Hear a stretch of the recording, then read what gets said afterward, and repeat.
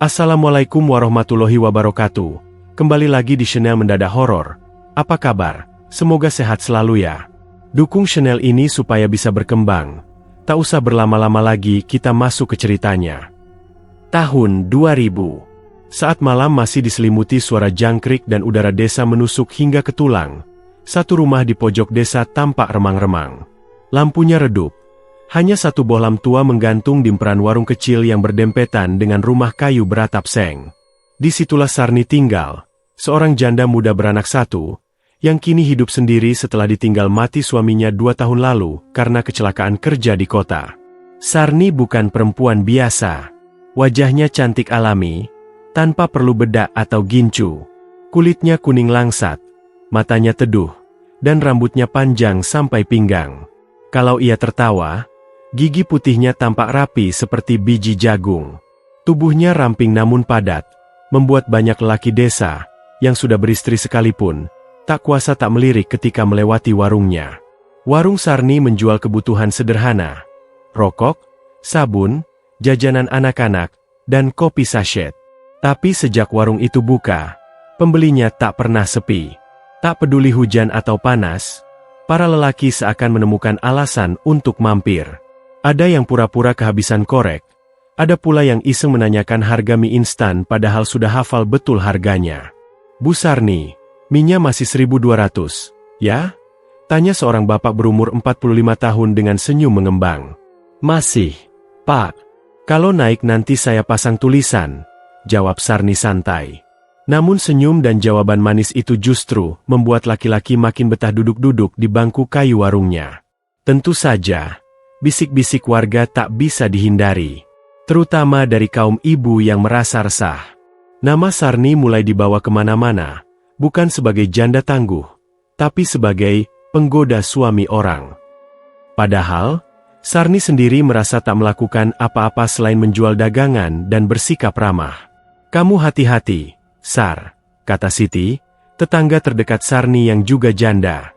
"Janda kayak kita ini selalu salah di mata istri-istri orang. Apalagi kamu cantik." Sarni hanya tersenyum. Ia sudah terbiasa jadi bahan omongan.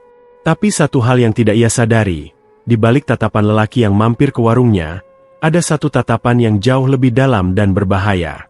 Tatapan Rangga, kepala dusun yang baru menjabat, lelaki muda, gagah, dan, sayangnya, sudah beristri. Rangga sering datang ke warung Sarni sejak beberapa bulan terakhir. Awalnya hanya beli rokok atau sekadar kopi sachet. Tapi semakin lama, ia mulai mencari-cari alasan.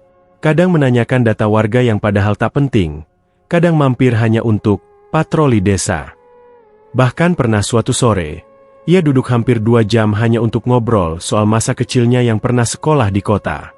Sarni sebenarnya menyadari bahwa kehadiran Rangga berbeda dari pembeli lainnya. Sorot matanya terlalu lekat, terlalu sering memperhatikan. Dan Rangga tak pernah menyebut istrinya, Wulan, dalam obrolan. Tapi Sarni mencoba membatasi. Ia tak mau jadi pemicu keributan rumah tangga orang. Cukup jadi janda, jangan jadi pelakor, begitu pikirnya. Namun, sebagaimana embun yang perlahan menetes dari daun ke tanah, perasaan pun tumbuh diam-diam. Suatu malam, saat warung sudah tutup dan Sarni sedang menyapu halaman, terdengar langkah sepatu menghampiri. "Sarni," suara itu berat, dikenalinya langsung. Rangga berdiri di depan pagar bambu. Sarni menghela napas. "Malam, Pak Kepala. Ada perlu apa malam-malam begini? Boleh saya bicara sebentar? Penting." Sarni ragu, tapi karena mereka masih di luar, ia mengangguk dan duduk di bangku depan. Rangga duduk di sebelahnya. Udara malam terasa dingin, tapi dada Sarni justru terasa panas. Lelaki itu menatapnya tanpa basa-basi. "Aku tahu ini salah, tapi aku nggak bisa pura-pura lagi, Sar." Sarni menoleh cepat. "Apa maksud Bapak?" "Aku suka kamu. Bukan karena kamu janda, bukan karena kamu cantik, tapi karena kamu beda."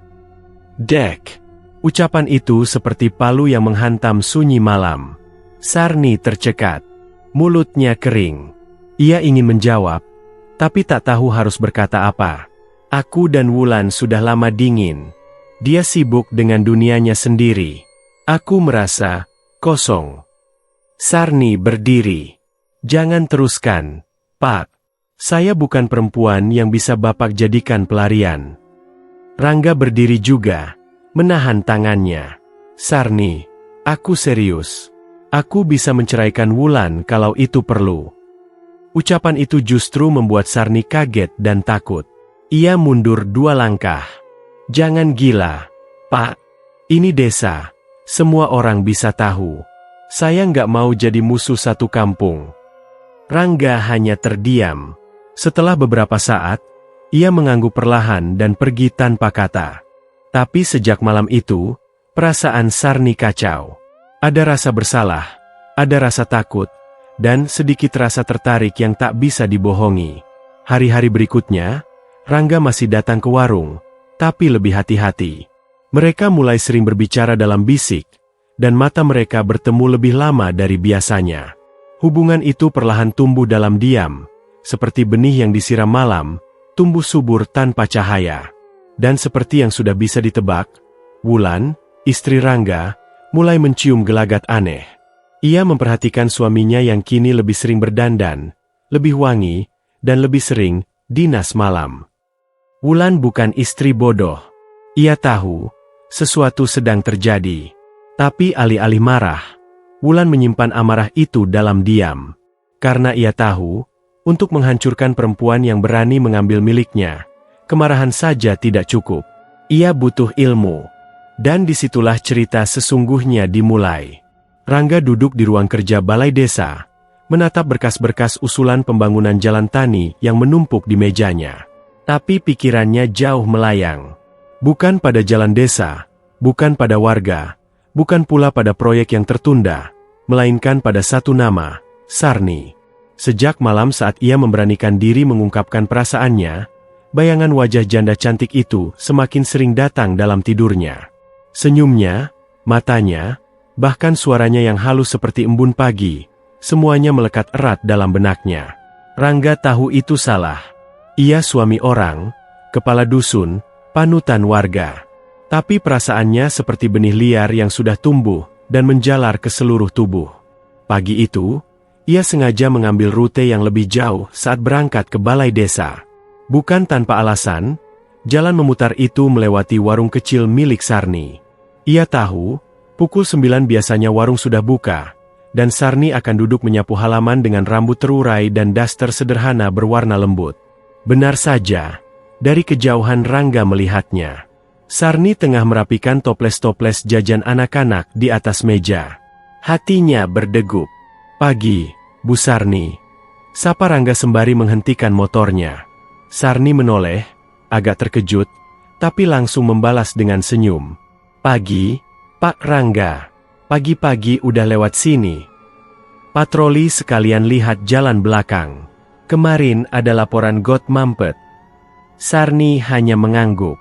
Rangga turun dari motornya, berjalan ke warung, dan duduk di bangku kayu panjang. Ngopi, Pak? Tawar Sarni, berusaha tetap biasa. Boleh. Kopi hitam. Tapi jangan terlalu manis, kata Rangga sambil tersenyum menggoda.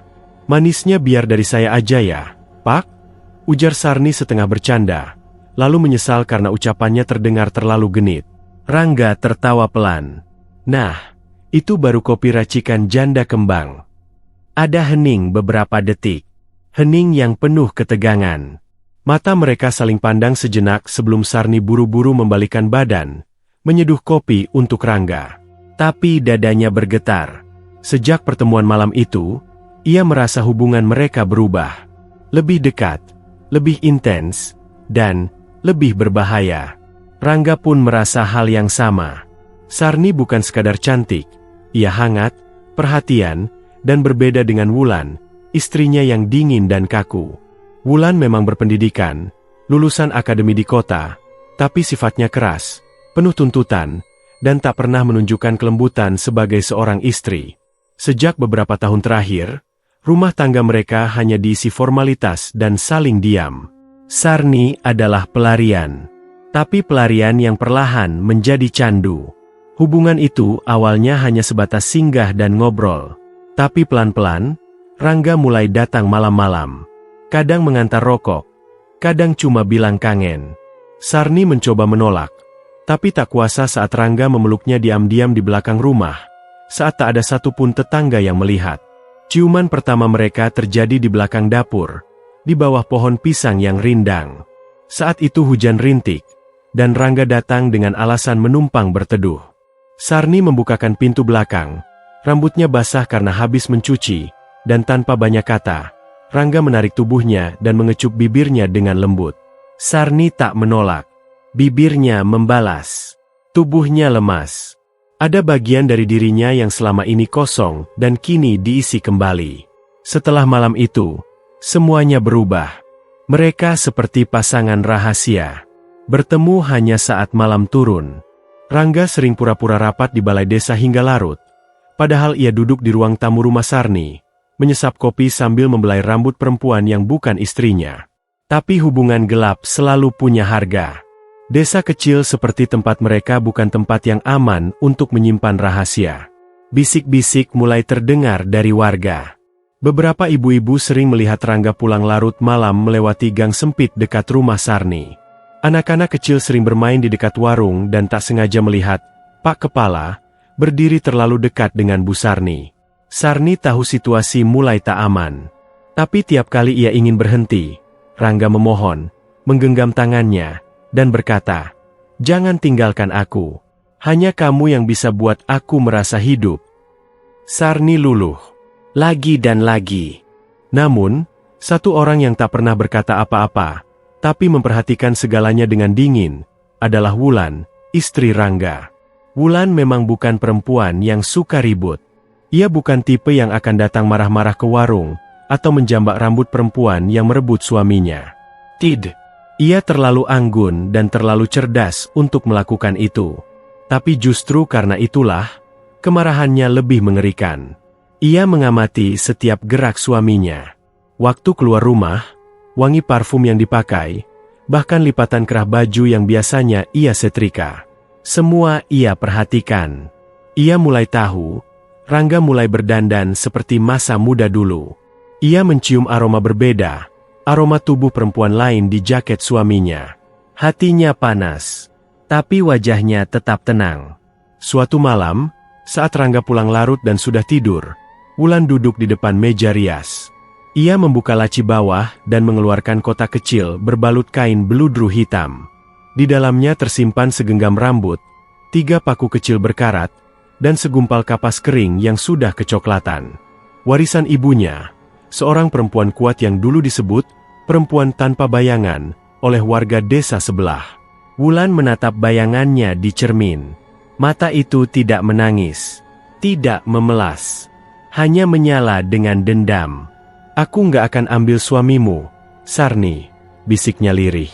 "Tapi aku akan ambil hidupmu." Wulan duduk di meja makan sendirian. Nasi goreng yang ia masak sejak 1 jam lalu sudah dingin. Piring di depannya masih utuh, tak disentuh. Jarum jam dinding menunjukkan pukul 21.45. Di luar, suara jangkrik bersahut-sahutan. Lampu teras rumah sudah menyala, tapi tak ada bayangan motor suaminya yang datang. Sudah 3 malam berturut-turut Rangga pulang lewat pukul 10. Alasan yang ia pakai pun terus berganti. Rapat warga, urusan pembangunan jalan, sampai patroli malam. Tapi yang paling menyakitkan bagi Wulan bukanlah keterlambatan itu, melainkan bau tubuh perempuan yang tak asing menempel di kemeja suaminya setiap pulang. Wulan bukan perempuan bodoh. Ia perempuan berpendidikan. Tapi lebih dari itu, ia punya insting tajam. Dalam rumah tangga, satu hal yang tidak bisa disembunyikan seorang suami adalah perasaan. Dan Rangga kini menjadi lelaki yang penuh kebohongan. Pagi itu, saat Rangga masih mandi, Wulan menyetrika kemeja suaminya yang tergantung di belakang pintu. Di kerah dalamnya, ia melihat jejak lipstik samar berwarna merah muda. Bukan warna yang biasa ia pakai. Tangannya berhenti sejenak. Pandangannya kosong. Tapi bibirnya tersenyum pelan. Senyum yang dingin. Ia tahu siapa pelakunya. Sarni, janda cantik pemilik warung di ujung desa. Wulan sudah lama mencurigai perempuan itu. Terlalu cantik untuk ukuran janda, terlalu ramah untuk ukuran perempuan sendiri, dan terlalu menarik untuk tidak jadi pusat perhatian laki-laki. Dan sekarang, janda itu telah menginjak wilayah yang paling Wulan jaga, rumah tangganya. Siangnya, Wulan berjalan sendiri ke pasar. Tapi bukan untuk belanja, melainkan mengumpulkan kabar. Di desa kecil, semua informasi bisa didapat hanya dengan mendengar ibu-ibu bergosip. Warungnya Bu Sarni makin ramai ya sekarang. Suaminya nggak ada aja yang mampir banyak, ucap Bu Lastri sembari menimbang cabe. Ya jelas, warungnya rame karena jandanya yang manis. Bukan karena dagangannya, timpal Bu Sulastri. Wulan berdiri beberapa meter dari mereka, pura-pura memilih sayur. Tapi telinganya tajam menangkap setiap bisik-bisik itu. Semakin ia dengar, semakin jelas potongan-potongan cerita yang mengarah pada suaminya. Ada yang melihat motor Rangga terparkir malam-malam di samping rumah Sarni. Ada yang mengatakan sering melihat Rangga tertawa-tawa di warung janda itu. Bahkan ada anak kecil yang katanya pernah melihat Pak Kepala duduk dekat sekali dengan Bu Sarni di belakang warung. Hatinya bergemuruh. Tapi wajahnya tetap datar. Ia pulang membawa sebungkus cabai, tapi juga membawa amunisi dendam yang mulai ia simpan dalam-dalam. Malamnya, Wulan memandangi Rangga yang tidur pulas di sampingnya. Lelaki itu tampak damai. Sialnya, ketampanan Rangga tetap membuatnya sulit membenci secara utuh. Tapi cinta yang dikhianati adalah benih dari kegelapan yang tak bisa dibendung. Ia membuka laci meja samping tempat tidurnya. Di sana, dibungkus kain putih kusam, terlipat rapi sebuah rajah tua warisan ibunya. Kertas itu ditulis dengan tinta darah ayam jantan. Rajah itu bukan sekadar tulisan. Ia adalah kunci pembuka jalur santet. Ibunya dulu seorang perempuan sakti dari desa tetangga. Namanya harum sekaligus ditakuti. Tapi saat Wulan beranjak dewasa dan memilih menikah dengan Rangga, ia bersumpah untuk meninggalkan dunia hitam itu. Ia memilih hidup normal. Tapi sekarang, semua luka lama itu bangkit. Dan Wulan tahu, darah yang diwariskan padanya tidak akan pernah tidur selamanya. Beberapa hari kemudian, Wulan melakukan sesuatu yang tak ia lakukan selama bertahun-tahun. Ia pergi ke rumah tua peninggalan ibunya, di pinggir hutan kecil, yang sudah lama ia kunci dan tinggalkan. Di rumah itulah dulu ibunya biasa menjalankan ritual malam-malam, membakar kemenyan, dan memanggil arwah-arwah penunggu tanah. Pintu rumah itu berderit saat ia buka. Bau tanah dan kayu lapuk menyeruak. Lantai papan sudah berdebu, tapi Wulan tak peduli. Ia berjalan ke kamar belakang, membuka lemari tua, dan menarik kotak kayu hitam dari bawah tumpukan kain. Di dalamnya, terbungkus rapi, satu boneka jerami kecil, paku karatan, segenggam rambut manusia, dan kain kafan seukuran sapu tangan. Wulan menyentuhnya perlahan, lalu membisikkan mantra yang dulu diajarkan ibunya. Ya roh penjaga darah, bangkitlah dari tidurmu. Datanglah untuk menuntut hak dari perempuan yang mengambil milik darahku. Aku beri kau nama, aku beri kau wajah, Sarni binti Sutarsa. Hancurkan dia dari dalam, layukan kulitnya, panaskan darahnya, belit jiwanya dengan ular dendamku. Di luar rumah, angin mendadak bertiup kencang. Pohon-pohon berderak. Langit mendung menggantung seolah ikut menyaksikan kebangkitan niat jahat yang sudah lama terpendam. Wulan membuka jarinya, meneteskan darah ke boneka jerami, dan membungkusnya dengan kain kafan. Ia lalu meletakkan paku di matanya. Lihat aku, Sarni, bisiknya. Karena sebentar lagi, kau tak akan bisa melihat siapapun lagi, kecuali bayangan kematianmu sendiri. Malam itu, di desa yang tampak tenang, sesosok bayangan hitam melintas dari atas atap rumah Wulan, melesat cepat ke arah timur, menuju rumah Sarni yang tak tahu bahwa ajalnya sedang dikirim dalam diam. Malam di desa itu terasa lebih kelam dari biasanya. Angin bertiup pelan namun dinginnya menyusup ke tulang, seolah membawa pesan tak kasat mata. Di langit, bulan sabit menggantung pucat, terhalang kabut tipis yang seperti jaring-jaring gaib. Di dalam rumah tua peninggalan ibunya, Wulan duduk bersila menghadap meja kecil penuh peralatan ritual. Matanya tajam menatap api lilin yang meliuk pelan, seolah menghipnotis pikirannya. Di hadapannya terletak benda-benda yang sudah lama terkunci dalam kotak kayu warisan ibunya. Boneka jerami kecil buatan tangan, 3 paku berkarat, seutas benang hitam, sehelai kain kafan, serta sebuah cermin bulat retak yang dulu dipakai ibunya untuk melihat wajah orang yang dituju. Wulan tak pernah menyangka, suatu hari ia akan kembali membuka lembaran kelam yang sudah ia simpan dalam-dalam sejak menikah dengan Rangga. Tapi rasa sakit, pengkhianatan, dan amarah yang terus memuncak telah menyingkirkan logika. Yang tersisa kini hanya dendam. "Ibu," bisik Wulan lirih sambil menatap cermin retak. "Aku mohon bantu aku hancurkan perempuan itu." Cermin itu tak menjawab, tapi udara di ruangan mendadak berubah. Lilin tiba-tiba bergetar, seolah tertiup angin yang tak ada. Udara menjadi dingin dan berbau anyir. Wulan tersenyum tipis. Ia tahu, arwah ibunya hadir. Ibunya dulu dikenal dengan nama Nyai Kendil Wesi, perempuan sakti dari desa seberang yang ditakuti karena kekuatan santetnya. Tidak ada orang yang berani menatap mata Nyai Kendil Wesi terlalu lama, karena konon siapapun yang melakukannya akan sakit aneh dalam 3 hari. Wulan mewarisi darah itu. Tapi sejak menikah dengan Rangga, ia memilih meninggalkan semuanya, hidup bersih, menjadi istri kepala dusun yang terhormat. Namun pengkhianatan Rangga, dan kehadiran janda sialan bernama Sarni, telah membangkitkan darah gelap dalam dirinya. Sesuatu yang tak bisa ditahan lebih lama. Wulan mulai membaca mantra. Suaranya rendah, bergema lirih di dalam ruang sempit. Tangan kanannya mengambil segenggam tanah kuburan yang ia ambil tadi sore dari makam tua di belakang masjid, sedangkan tangan kirinya memegang boneka jerami. Setiap kali nama Sarni disebut dalam mantra, lilin di hadapannya menyala lebih terang. Api menari liar, seolah menyambut roh leluhur yang lapar akan permintaan darah. Wulan menusukkan paku pertama ke bagian perut boneka, lalu melilitnya dengan benang hitam. "Perutmu akan panas, tubuhmu akan terbakar dari dalam, Sarni. Kau akan merasakan mati pelan-pelan." Kemudian paku kedua ditusukkan ke bagian dada boneka. "Hatimu akan rusak. Tak ada lagi cinta yang akan tumbuh di sana. Hanya sakit, hanya duka." Paku ketiga ia tancapkan di kepala boneka, sambil memejamkan mata rapat-rapat.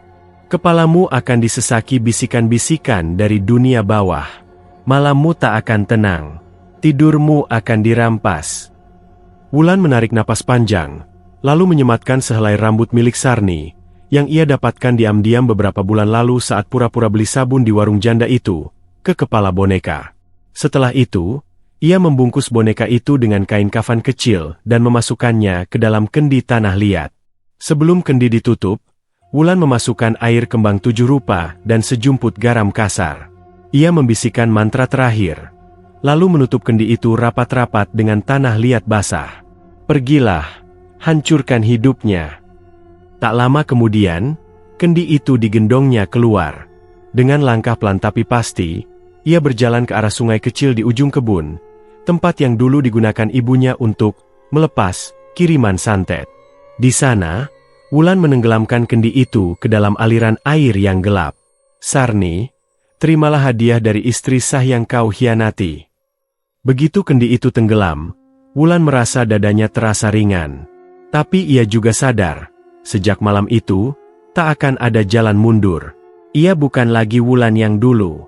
Ia telah mengizinkan roh leluhur membuka pintu dendam yang selama ini terkunci. Sementara itu, di rumah kecil Sarni, suasana tenang masih menyelimuti. Sarni baru saja menutup warung. Ia menggulung tikar, merapikan toples, lalu menyapu lantai warung yang berdebu. Anak lelakinya, Doni, sudah tidur lebih dulu di kamar. Sarni berjalan ke belakang rumah, mencuci tangan dan kaki sebelum naik ke ranjang. Namun saat ia masuk kamar, lampu mendadak meredup sendiri. Padahal listrik tidak padam. Sarni mengerutkan kening. "Aneh," gumamnya. Ia berbaring, mencoba tidur. Tapi malam itu, tidurnya tak seperti biasa. Dalam mimpinya, ia berada di tengah kebun yang penuh asap. Kabut tebal menyelimuti tubuhnya. Dari kejauhan, terdengar suara perempuan tertawa lirih, tapi dingin, menyeramkan. Tiba-tiba, muncul sesosok wanita tua berjubah hitam, bermata putih, membawa kendi tanah liat. Perempuan itu menatap Sarni tajam, lalu melempar kendi ke arahnya.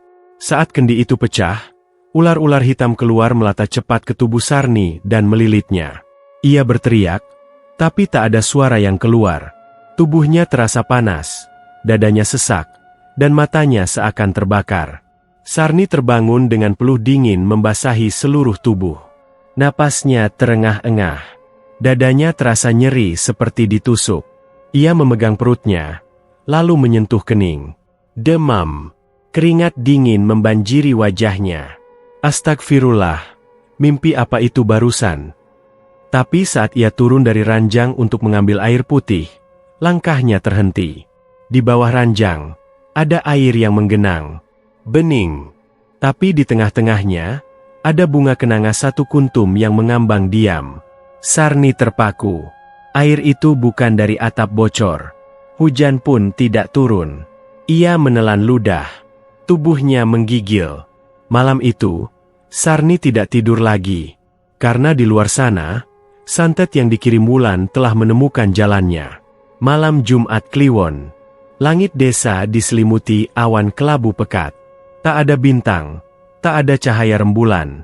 Angin malam berhembus lambat namun menusuk, membawa aroma tanah basah dan bunga kenanga yang menyengat. Suasana desa yang biasanya tenang, malam itu terasa berat. Seolah ada sesuatu yang bergerak di antara kegelapan, tak terlihat oleh mata manusia biasa, tapi cukup kuat untuk membuat bulu kuduk berdiri. Di rumah kecilnya, Sarni terbaring lemah. Sudah 2 hari tubuhnya panas dingin, perutnya mual tanpa sebab, dan kepalanya terasa berat seperti dipukul batu. Makanan tak bisa masuk, air pun hanya sesekali ia minum. Doni, anak lakinya yang baru berusia 8 tahun, hanya bisa menatap ibunya dengan bingung dan takut. "Ibu kenapa? Bu? Sakit ya?" tanya Doni dengan suara lirih sambil memegang tangan ibunya yang dingin dan berkeringat. Sarni mengangguk lemah. Matanya sayu. Ia tak ingin Doni tahu bahwa sejak beberapa malam terakhir, ia diganggu oleh hal-hal yang tak masuk akal. Dimulai dari suara tangisan perempuan setiap malam, tepat saat jam menunjukkan pukul 1.33. Tangisan itu terdengar dari arah dapur. Pelan, tapi lama-lama makin keras, seolah perempuan itu berdiri tepat di balik pintu. Lalu bau anyir darah yang tiba-tiba memenuhi kamar, meski tak ada luka atau binatang mati di rumah. Dan puncaknya, saat ia memandangi cermin di kamarnya malam kemarin, bayangan di belakangnya bukan dirinya sendiri. Bayangan itu lebih tinggi, rambutnya lebih panjang, dan matanya kosong putih tanpa bola mata. Saat Sarni berbalik, tak ada siapa-siapa. Tapi cermin itu pecah sendiri. Retaknya seperti membentuk wajah seseorang yang sedang tersenyum sinis. Dan malam ini, Jumat Kliwon, adalah malam yang ditunggu oleh kekuatan hitam yang telah dikirim kepadanya. Angin bertiup kencang. Pintu rumah berderit meski sudah dikunci. Sarni terbangun dengan tubuh gemetar. Di luar kamar, terdengar suara langkah kaki. Perlahan, berat, seperti ada seseorang, atau sesuatu, berjalan menyeret kaki di atas lantai kayu. Doni yang tidur di sisinya terbangun. "Bu, siapa di luar? Bu?" bisiknya ketakutan. Sarni memeluk Doni erat. Ia menahan napas. Jantungnya berdetak sangat cepat.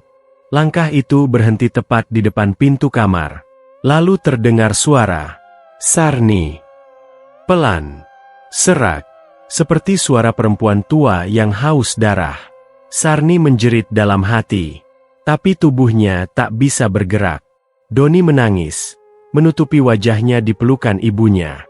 Tiba-tiba, lampu kamar padam. Gelap total.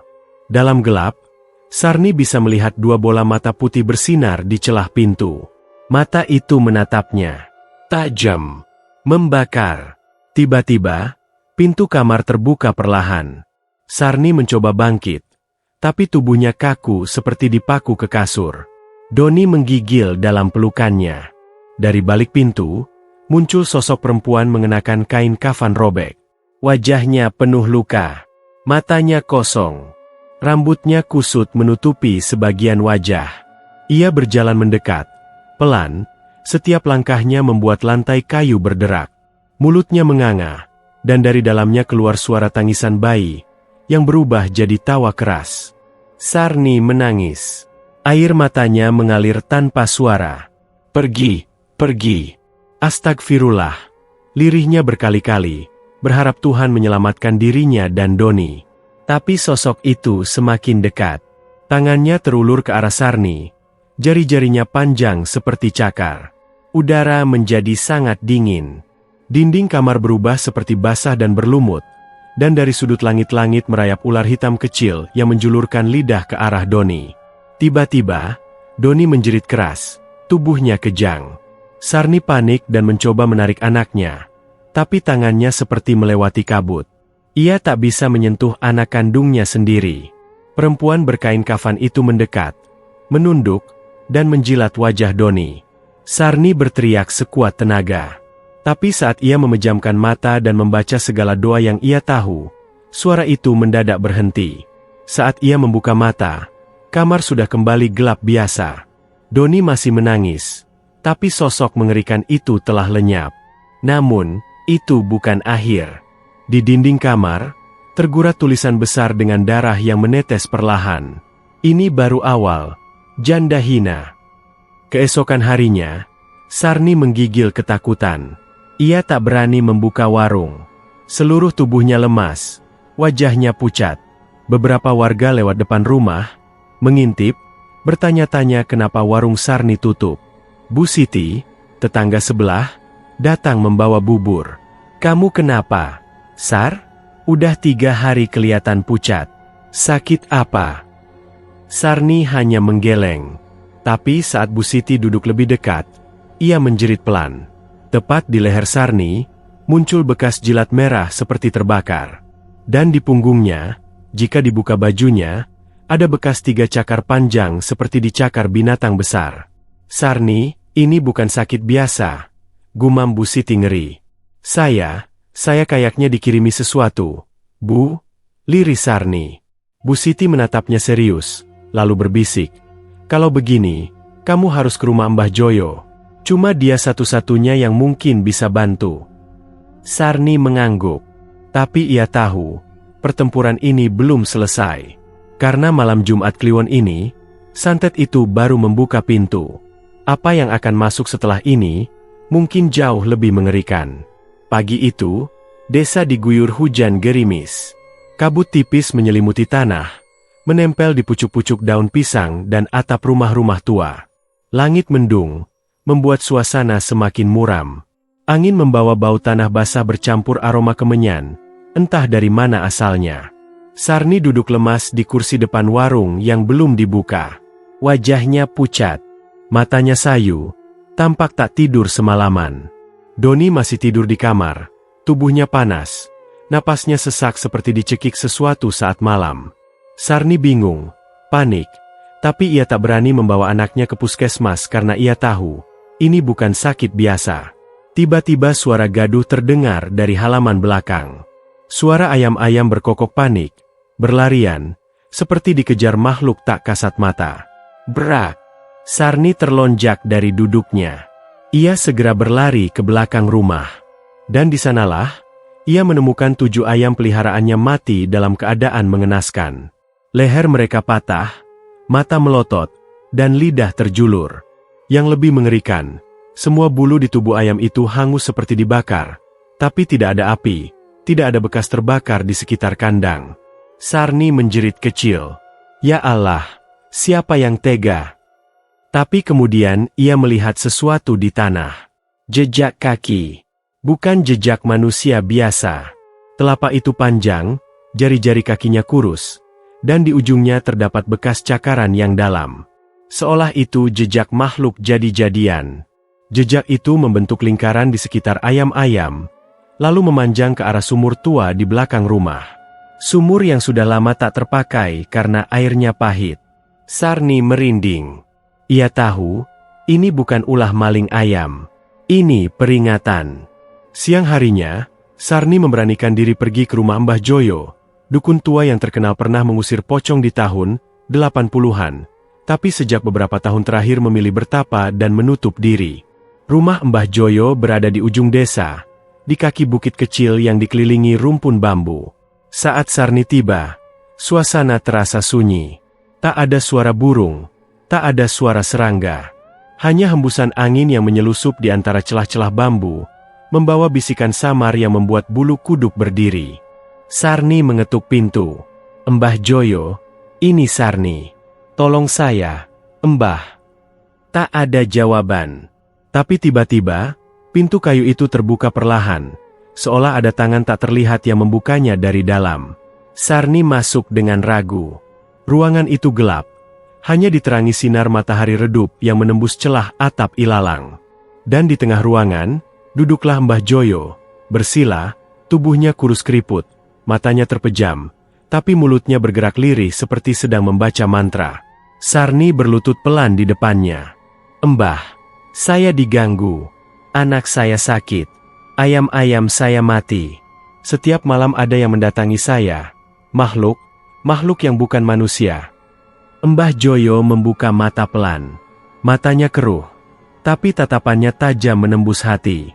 Santet kiriman, dikirim dengan niat membunuh. Tapi makhluk itu tak hanya ingin nyawa, dia ingin jiwa, ucap Mbah Joyo dengan suara serak. Sarni menggigil. "Saya salah apa, Mbah?" "Ini karena kamu mengambil milik orang. Lelaki yang bukan milikmu. Istrinya bukan perempuan biasa. Dia pewaris ilmu hitam. Kau sekarang jadi tumbal pertama dalam dendam lamanya." Sarni menangis. "Saya sudah menyesal, Mbah. Tapi tolong selamatkan Doni. Dia tidak salah apa-apa." Mbah Joyo menghela napas. "Kalau kau masih tinggal di rumah itu malam ini, anakmu bisa tak bangun esok hari." Sarni memucat. "Lalu saya harus kemana?" "Tidak ada tempat aman, kecuali satu. Kau harus tahu siapa yang mengirimnya dan menyelesaikan ini dengan tanganmu sendiri. Tapi malam ini, aku akan pasang pagar gaib di rumahmu. Jangan keluar rumah setelah maghrib. Dan apapun yang terjadi, jangan buka pintu." Sarni pulang dengan hati gelisah. Menjelang maghrib, ia menutup semua jendela dan pintu. Rumahnya dibungkus daun kelor di tiap sudut, sesuai arahan Mbah Joyo. Di atas pintu, digantung rambut bawang putih dan sapu lidi, simbol perlindungan kuno. Malam turun perlahan. Angin berhenti. Suasana begitu sunyi, bahkan jangkrik pun tak bersuara. Jam menunjukkan pukul 00.12. Tiba-tiba, tok, tok, tok. Ada yang mengetuk pintu depan. Tok, tok, tok. Sarni membeku. Ia mengingat pesan Mbah Joyo, jangan buka pintu, apapun yang terjadi. Tapi suara dari luar terdengar seperti suara Doni. "Ibu, bukain pintunya." Doni kedinginan. Sarni menoleh. Ia melihat Doni masih tidur di kasur. Matanya tertutup. Tok, tok, tok. "Ibu, aku di luar, buka pintunya." Sarni memejamkan mata. "Itu bukan kamu, itu bukan kamu," ucapnya pelan. Air matanya mengalir. Pintu bergetar. Gubrak. Sesuatu menabrak pintu keras. Lalu terdengar suara tawa perempuan. "Hehehehe." Di langit-langit, muncul bayangan hitam besar merayap cepat, mengelilingi langit kamar seperti kelelawar raksasa. Lalu tiba-tiba, bayangan itu menyatu di tengah ruangan, membentuk sosok perempuan tinggi besar dengan kepala miring dan mulut robek hingga ke pipi. Matanya merah menyala, dan dari punggungnya tumbuh cakar-cakar hitam yang bergerak sendiri seperti kaki laba-laba. "Janda murahan, anakmu akan jadi milikku." Sarni menjerit, peluk Doni erat-erat, dan membaca ayat kursi dengan suara keras. Sosok itu mendesis, lalu meledak menjadi kabut hitam dan menghilang. Sarni menangis terisak. Tubuhnya gemetar. Ia tahu, ini belum selesai.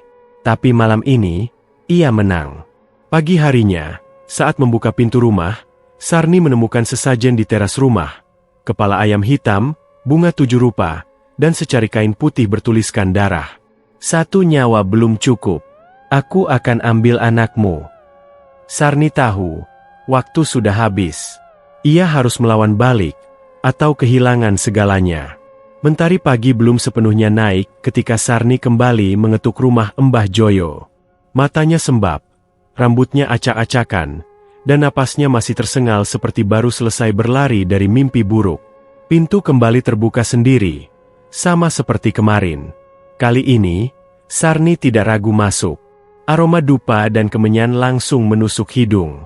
Di tengah ruangan, Mbah Joyo sudah duduk bersila, seperti telah menunggunya. "Makhluk itu datang semalam," ujar Sarni gemetar. "Dia nyaris mengambil Doni. Dan pagi ini, saya menemukan sesajen di depan rumah saya, kepala ayam dan tulisan darah. Dia mengancam akan ambil anak saya." Mbah Joyo tak menjawab langsung. Ia membuka matanya pelan, lalu mengambil sebungkus kecil serbuk hitam dari balik kain lusuh di sampingnya. Serbuk itu diletakkannya di atas perapian kecil, lalu dibakar. Asap hitam mengepul dan membentuk pola aneh di udara. "Aku sudah duga ini bukan santet biasa. Ini santet tingkat tinggi. Yang mengirim, bukan hanya orang yang sakit hati, tapi juga orang yang mempelajari ilmu hitam sejak lama," ucap Mbah Joyo dengan suara berat. "Siapa? Mbah? Siapa yang melakukan ini pada saya?" tanya Sarni, menahan air mata. Mbah Joyo mengangguk pelan.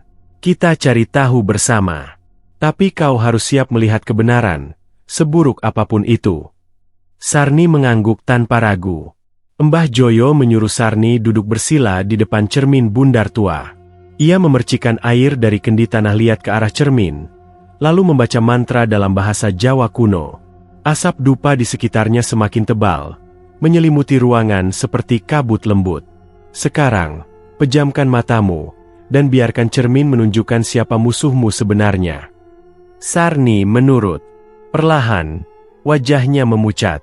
Dalam kegelapan di balik kelopak matanya, ia melihat sesuatu. Seseorang. Sosok perempuan muda. Cantik, namun dengan tatapan penuh kebencian. Ia berdiri di depan cermin sambil memegang boneka kecil berambut. Boneka itu disayat, ditusuk dengan jarum, dan dicelupkan ke dalam cairan hitam pekat. "Wulan," bisik Sarni pelan. Nafasnya tercekat. Seketika, penglihatan itu lenyap. Sarni membuka mata dengan cepat. "Saya kenal wajah itu. Dia Wulan, istrinya Pak Mahmud." Mbah Joyo mengangguk.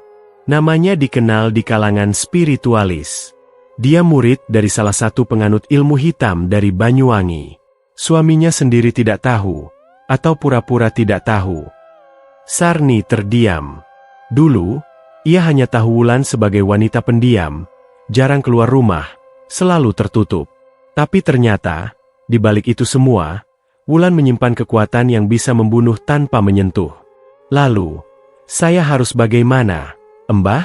Saya sudah minta maaf, saya sudah menjauh, tapi dia masih ingin anak saya," ucap Sarni histeris. Mbah Joyo berdiri, lalu mengambil sebuah peti kayu tua dari atas loteng. Di dalamnya, tersimpan beberapa benda pusaka, keris kecil, kitab tua beraksara kuno, dan sebuah jimat dari kain mori yang dililit benang merah. "Kalau kau ingin melawan balik, kau harus masuk ke wilayahnya. Tapi ingat, ini bukan hanya tentang santet. Ini tentang adu kekuatan jiwa." Sarni terdiam. Ia tidak punya pilihan. Ia tidak akan biarkan Doni jadi korban. Malam harinya, Mbah Joyo dan Sarni pergi ke bukit kecil yang dikenal sebagai Bukit Karanggeni, tempat para dukun dulu melakukan ritual pemanggilan makhluk halus. Di sana, mereka membuat lingkaran pelindung dari daun kelor dan air jeruk purut. Di tengah lingkaran, Mbah Joyo membakar selembar rambut yang diambil dari Doni, sebagai media untuk mencari siapa pengirim santet. Api yang membakar rambut itu menyala ungu, tanda kuat bahwa si pengirim punya ilmu tinggi. Kemudian, Mbah Joyo menaruh boneka kayu di tengah lingkaran, lalu memercikan darah ayam hitam di atasnya. "Dengan ini, kita akan memanggil roh penuntun, agar menunjukkan tempat dan kekuatan si pengirim," ucap Mbah Joyo. Udara tiba-tiba menjadi dingin. Angin bertiup kencang. Rerumputan bergoyang liar. Suara lolongan anjing terdengar dari kejauhan. Lalu, suara tangisan perempuan terdengar dari balik gelap hutan. Sarni menoleh panik. "Mbah, itu." Mbah Joyo menutup matanya, lalu berkata, "Dia datang." Dari kegelapan muncul bayangan perempuan berambut panjang menjuntai. Ia berdiri di luar lingkaran pelindung. Wajahnya tertutup rambut, tapi tangannya menunjuk lurus ke arah barat laut. "Itu arah rumah Wulan," ujar Mbah Joyo pelan. Perempuan itu berbisik dengan suara serak. Dia simpan kekuatannya di bawah pohon nangka mati, yang tumbuh dari tanah kuburan anak. Seketika, bayangan itu lenyap. Sarni menggigil. Jadi, sumber kekuatan santet itu disimpan di tanah kuburan. Mbah Joyo mengangguk. "Besok malam, kita harus ke sana. Hancurkan sumbernya, dan putuskan ikatan santet. Tapi Wulan pasti tahu kita akan datang. Dia tidak akan tinggal diam." Pulang ke rumah malam itu, Sarni kembali menemukan kejanggalan. Semua kaca jendela rumahnya berembun dari dalam, padahal udara luar kering. Di kaca kamar Doni, terlihat jelas bekas telapak tangan berdarah. Di bawahnya tertulis, "Kau tak akan bisa lepas dari aku." Sarni terdiam. Napasnya berat. Tapi kini ia tahu siapa musuhnya. Dan ia tak akan menyerah. Besok malam, semuanya akan dipertaruhkan. Antara hidup atau mati. Malam itu, langit tampak berat dan muram. Awan hitam menggantung tanpa bintang sedikit pun. Angin bertiup dingin menusuk tulang, membawa aroma tanah basah dan bunga Kamboja yang membusuk. Sarni berdiri di depan rumah Mbah Joyo, mengenakan kain mori yang dililit di tubuhnya seperti ikat kepala para pejuang, bukan untuk berperang dengan senjata, tapi dengan nyawa dan keyakinan. "Sudah siap?" tanya Mbah Joyo sembari memasukkan beberapa benda pusaka ke dalam tas kain hitamnya. Keris kecil, garam kasar, kain kafan, dan minyak nyala sari. Sarni mengangguk pelan. "Saya akan lakukan apapun, asalkan Doni selamat." Mereka berjalan kaki menembus gelap malam, hanya berbekal lentera minyak kecil. Tujuan mereka adalah pohon nangka mati yang tumbuh di bekas pemakaman anak kecil, sebelah barat laut desa.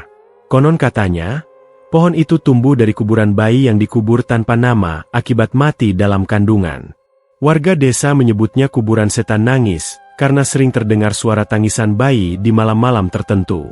Mbah Joyo dan Sarni menyusuri jalan setapak yang ditumbuhi ilalang tinggi. Semak belukar dan suara jangkrik menjadi satu-satunya saksi keberanian mereka malam itu. Sesekali, Mbah Joyo menyiram garam di jalur yang mereka lewati, untuk memutus jejak makhluk halus agar tak bisa mengikuti dari belakang. Ketika sampai di area pemakaman tua itu, suasana berubah mencekam. Tidak ada suara. Bahkan jangkrik pun seakan bungkam. Hanya ada suara dedaunan kering yang bergesekan karena angin. Di tengah-tengah tanah lapang yang dipenuhi nisan tua dan patah, berdirilah pohon nangka kering, menjulang bengkok seperti tulang belakang nenek-nenek tua. Akarnya menonjol keluar dari tanah, seolah hendak merenggut siapapun yang mendekat. Sarni merinding. Jantungnya berdetak cepat. Matanya menatap nanar ke batang pohon, dan ia melihat sesuatu. Sebuah boneka jerami tergantung di cabang pohon.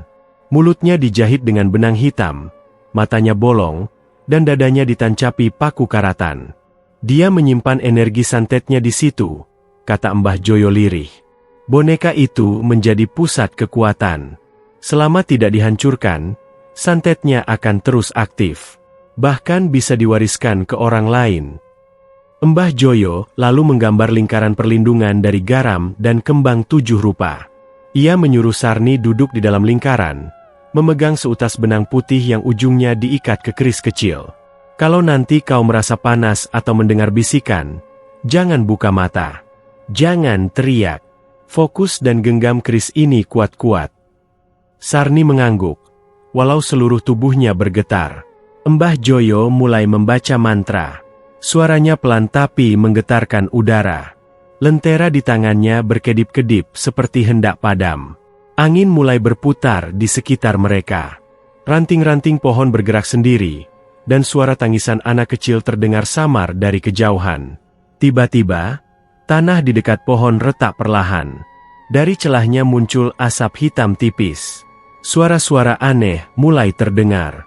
Ada yang tertawa lirih, ada pula yang menangis meraung. Sarni mulai gemetar. Benang putih di tangannya terasa panas.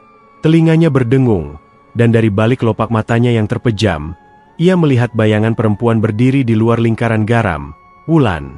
Sosok itu mengenakan kebaya merah darah, rambutnya tergerai basah, dan matanya menatap tajam penuh kebencian. Wulan tidak bicara, hanya tersenyum sinis, lalu melangkah pelan menuju mereka. Garam di sekeliling lingkaran mulai meleleh. Kembang 7 rupa seperti terbakar perlahan. Mbah Joyo merogoh tasnya, mengambil segenggam tanah kuburan dari kendi tanah, lalu melemparnya ke arah Wulan. Jin panggilan, kembali ke asal. Santet diputus. Ikatan dipatahkan. Wulan berteriak keras, tapi bukan suara manusia, melainkan jeritan makhluk gaib yang membuat langit terbelah sejenak. Sosoknya mengepul jadi asap hitam, lalu menghilang. Namun boneka di pohon mulai bergetar. Tali yang menggantungnya bergerak seperti disentak paksa. Darah hitam mulai menetes dari tubuh boneka itu. Mbah Joyo tahu ini adalah saat paling genting. Ia melompat keluar dari lingkaran dan menancapkan keris kecil tepat ke batang pohon, lalu membacakan mantra terakhir. Sumber santet putus. Pemiliknya kembali lemah. Ikatan dibakar. Arwah yang terikat bebas. Dan semua pengaruh lenyap. Begitu keris menancap, suara ledakan kecil terdengar. Boneka jerami terbakar sendiri. Api biru menyala tinggi tanpa menyentuh daun pohon. Asap hitam mengepul ke langit, lalu hilang tanpa sisa. Sarni membuka mata. Tangannya masih gemetar, tapi ia merasa tubuhnya lebih ringan. Tidak ada lagi rasa panas. Tidak ada lagi bisikan. Hanya keheningan yang menenangkan. Mbah Joyo menatapnya dan mengangguk. Sudah selesai. Energi santetnya sudah diputus. Tapi, ini belum akhir segalanya. Sarni mengerutkan kening. Belum. Wulan akan tahu. Dia akan marah. Dan bisa saja dia nekat mengirim lebih dari sekadar santet. Dia bisa datang sendiri, dengan tubuh dan jiwanya. Ritual terakhir harus dilakukan di rumahmu, untuk mengusir semua sisa pengaruh dan melindungi Doni. Sarni menunduk. Lelah, tapi hatinya lebih tenang. Besok malam, ya Mbah, bisiknya. Besok malam, jawab Mbah Joyo. Kita bersihkan rumahmu, sebelum arwah jahat itu menjadikannya tempat tinggal. Malam itu, langit tampak lebih kelam dari biasanya. Awan gelap menggumpal seperti amarah yang tertahan, menggulung di atas desa kecil yang sunyi. Tidak ada jangkrik, tidak ada anjing menggonggong. Bahkan desir angin pun menghilang, seolah dunia menahan napas untuk menyaksikan akhir dari sebuah dendam yang telah lama mengendap. Di dalam rumah sederhana milik Sarni, Mbah Joyo tengah menyiapkan perlindungan terakhir. Garam ditebar di setiap sudut ruangan, kain putih dibentangkan membentuk jalur sakral, dan dupa hitam menyala dengan aroma menyengat menusuk hidung. Doni tertidur di kamar, tubuhnya telah diikat dengan benang putih dan daun kelor, sebagai pelindung dari gangguan makhluk halus. Ini malam penentuan, enduk, kata Mbah Joyo sambil menatap Sarni.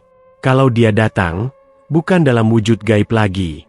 Dia akan datang dengan tubuhnya, dan mungkin, dengan seluruh kebenciannya yang belum selesai. Sarni berdiri di depan pintu, mengenakan kebaya putih dan ikat kepala kain kafan. Matanya merah karena kurang tidur, tapi ada keberanian dalam sorot matanya.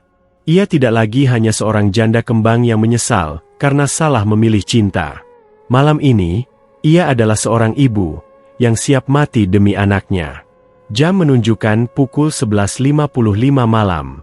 Tiba-tiba, lampu minyak berkedip. Dari luar, suara langkah kaki terdengar di tanah berdebu. Perlahan, berat, seperti sepatu perempuan berbahan kayu menghantam bumi dengan dendam. Langkah itu berhenti di depan rumah. Terdengar ketukan. Tok, tok, tok. Sarni dan Mbah Joyo saling pandang. Tak ada yang bergerak. Ketukan itu datang lagi, lebih keras. Tok, tok, tok. Lalu, terdengar suara lembut tapi penuh ancaman. Sarni, buka pintunya. Aku hanya ingin bicara. Itu suara Wulan. Tapi bukan suara seperti biasanya. Suara itu serak, dalam, dan seperti menggema dari dua dunia sekaligus. Mbah Joyo bergerak cepat, menyiramkan minyak nyala sari ke ambang pintu dan membaca mantra pelindung. Namun, suara ketawa Wulan terdengar dari luar. Aku tidak datang sebagai roh, dukun tua. Aku datang sebagai manusia yang masih hidup, tapi telah menyerahkan jiwaku. Tiba-tiba, pintu terbuka dengan sendirinya. Wulan berdiri di ambang pintu. Wajahnya pucat, matanya merah seperti habis menangis darah, dan rambutnya terurai lepek menutupi sebagian wajah. Di tangannya, tergenggam boneka jerami terakhir, dengan potongan kain dari baju Doni yang ia curi beberapa hari lalu. Berikan anak itu, bentaknya. Sarni melangkah maju, berdiri di antara Wulan dan kamar Doni. Dia anakku. Aku tidak akan biarkan kau menyentuhnya. Wulan tertawa kecil. Kau pikir semua ini hanya karena laki-laki, Sarni? Aku kehilangan suami, harga diri, dan anakku yang keguguran karena ulah kalian. Aku ingin kau tahu rasanya kehilangan anak. Tiba-tiba, boneka jerami di tangannya terbakar sendiri. Api biru menyala, dan udara di dalam rumah mendadak panas seperti neraka. Mbah Joyo menancapkan keris ke lantai dan berseru keras. Lepas ikatan jiwa, kembalikan tumbal ke asal, hancurkan dendam yang bukan milik langit maupun bumi. Wulan berteriak, tubuhnya terguncang, matanya mendelik, dan dari mulutnya mengalir darah hitam. Tapi ia terus melangkah maju, mendekati kamar Doni. Sarni menjerit dan memeluk Wulan, mencoba menghentikannya. Tubuh Wulan panas, seolah tubuhnya bukan lagi manusia biasa. Tapi Sarni tidak melepaskan pelukannya. Aku minta maaf, Wulan. Aku wanita bodoh. Tapi anakku tidak salah. Kalau kau mau nyawa, ambil aku saja. Tangis Sarni pecah. Air matanya jatuh di bahu Wulan. Wulan terdiam. Tubuhnya mulai bergetar, dan air mata mulai menetes dari matanya sendiri. Tangannya yang gemetar menjatuhkan boneka jerami yang sudah separuh hangus. Api di boneka itu padam. Wulan terisak. Kenapa? Kenapa kau tetap ingin melindunginya? Setelah semua yang kulakukan? Sarni mengangguk. Karena aku sudah kehilangan suamiku. Aku tak sanggup kehilangan Doni juga. Mbah Joyo berdiri dan mendekati Wulan. Sudah cukup, enduk. Dendammu terlalu dalam. Tapi bukan dengan menukar nyawa yang tak bersalah.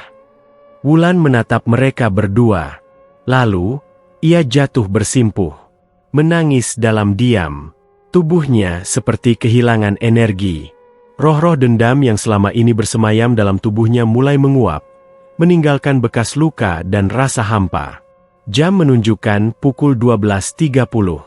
Suasana kembali tenang. Wulan bangkit pelan dan menatap Sarni. Aku akan pergi. Jauh dari sini. Jangan khawatir. Dendamku sudah selesai. Sarni memeluk Wulan, dan untuk pertama kalinya, dua perempuan yang dulu saling benci, menangis dalam satu pelukan.